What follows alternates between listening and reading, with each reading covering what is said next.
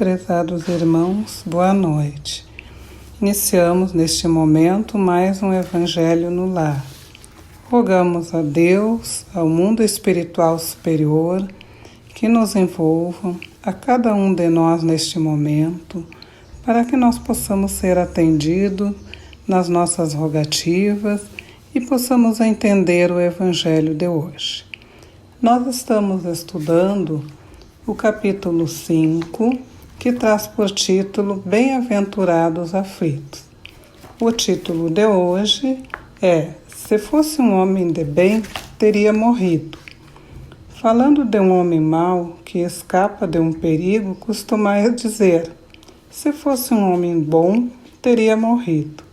Pois bem, assim falando, dizeis uma verdade, pois, com efeito, muito a miúde sucede dar Deus a um espírito de progresso, ainda incipiente, prova mais longa do que a um bom que, por prêmio do seu mérito, receberá a graça de ter tão curta quanto possível a sua provação. Por conseguinte, quando vos utilizeis daquele axioma, não suspeitais de que proferis uma blasfêmia. Se morre um homem de bem, cujo vizinho é mau, homem, logo observais, antes fosse este. Enunciais uma enormidade, porquanto aquele que parte concluiu a sua tarefa, e o que fica talvez não haja principiado a sua, porque então haveríeis de querer que ao mal faltasse tempo para terminá-la e que o outro permanecesse preso à gleba terrestre?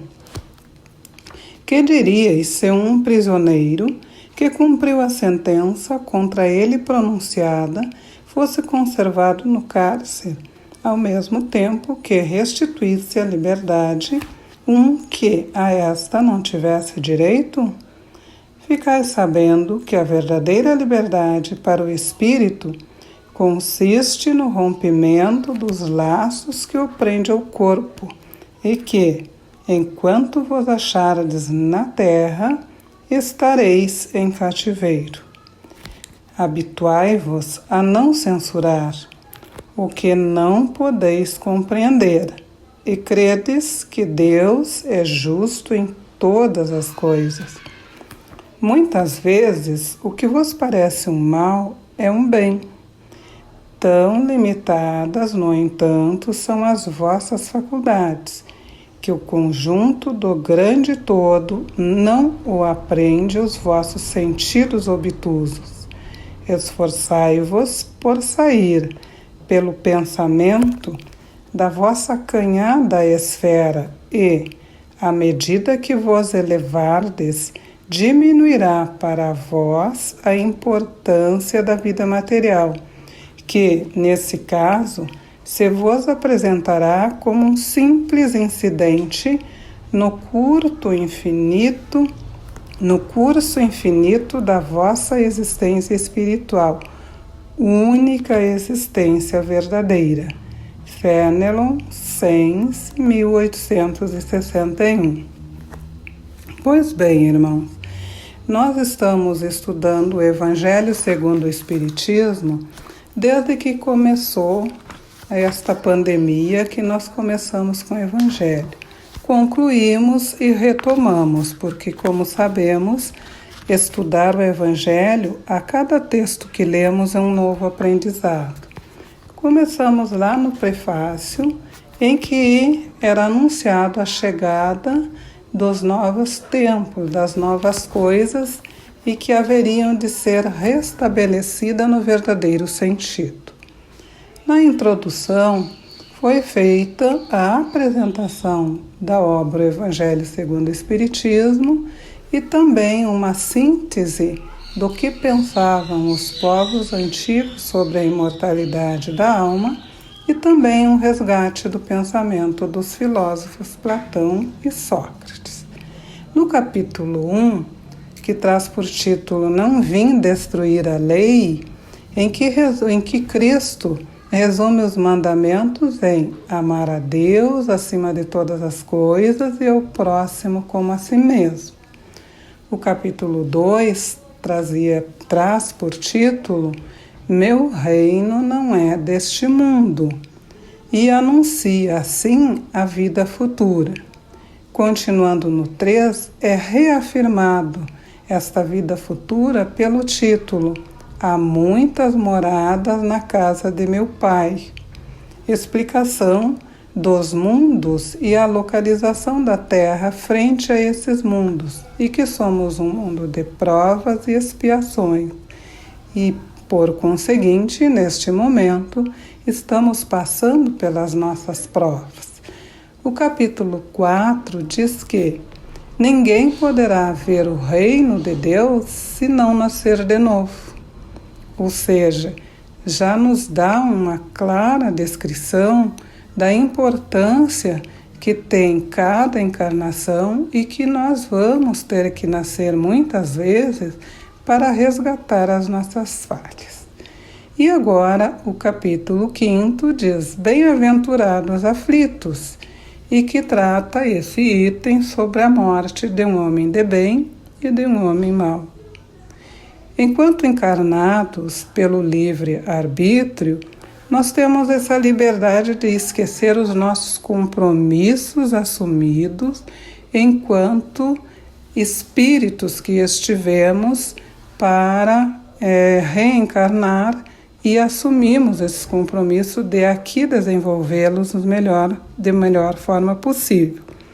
Entretanto, por esta liberdade que temos, esquecemos esses compromissos ou nos deixamos levar por este materialismo do mundo e acabamos julgando aquilo que não temos conhecimentos para tal, como é o caso desta situação. Costumamos, isso é verdade, dizer, se fosse um homem de bem, teria morrido. O Evangelho é claro nesse sentido ao nos explicar que, ao deixar essa terra enquanto jovem, é sinal de que nós já tínhamos cumprido a nossa tarefa e, portanto, Deus achou por bem nos livrar de mais padecimento, porque a terra, como o Evangelho coloca, é um cativeiro de resgate, de renovação, de reequilibrar as nossas energias frente àquilo que assumimos. O Evangelho coloca, habituai-vos a não censurar. Eu diria, policiai-nos a não censurar. Nós precisamos estar vigilante, não das nossas ações, mas principalmente dos nossos pensamentos, que são eles que transformam em ações aquilo que fazemos. Nós precisamos analisar e pensar antes de julgar e de fazer.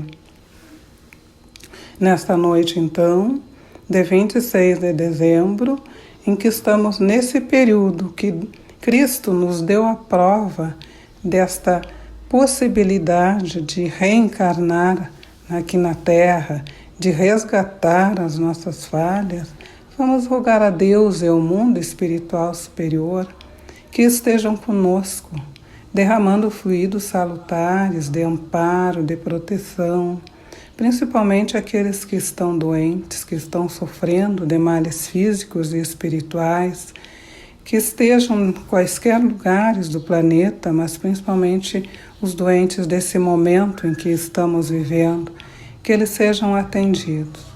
E rogamos ao Senhor, nosso Deus, superior e supremo, que Ele possa nos envolver para que recebamos a clareza da razão de estarmos encarnados aqui na Terra. Que, ao sair deste planeta, nós possamos levar na nossa bagagem apenas aqueles conhecimentos que vão somar para a nossa vida espiritual, que é aquela verdadeira vida. E que as coisas materiais que aqui ficam e que nos fazem ter esse materialismo, nós possamos ir nos desapegando e entendendo que elas estão aqui porque este é o planeta em que nós merecemos estar habitando, mas que, neste momento, nós precisamos trabalhar para o nosso melhoramento, o melhoramento do nosso espírito que é eterno. E todos nós, emitindo pensamentos de luz, de amparo e de proteção, vibrando no amor, que sempre que pensamentos negativos, menos bons, julgamentos, que porventura ocorram em nós, que nós possamos rechaçá-los através da oração, através de pensamento de amor, de tranquilidade, de harmonia. Precisamos transformar os nossos lares em fachos de luz que possam iluminar aqueles lares que não têm ainda este esclarecimento que o Evangelho nos dá, e que assim, somando cada uma destas energias de nós possamos contribuir para a melhora do nosso planeta. Como pedinte que somos, vamos rogar aos nossos irmãos espirituais, aos médicos e enfermeiros do espaço, principalmente as falanges amigas que trabalham na Casa Espírita Eulália Nogueira, que derrame os fluidos salutares nas águas que nós preparamos para esta noite, para que possam renovar as nossas energias do corpo físico e do corpo espiritual.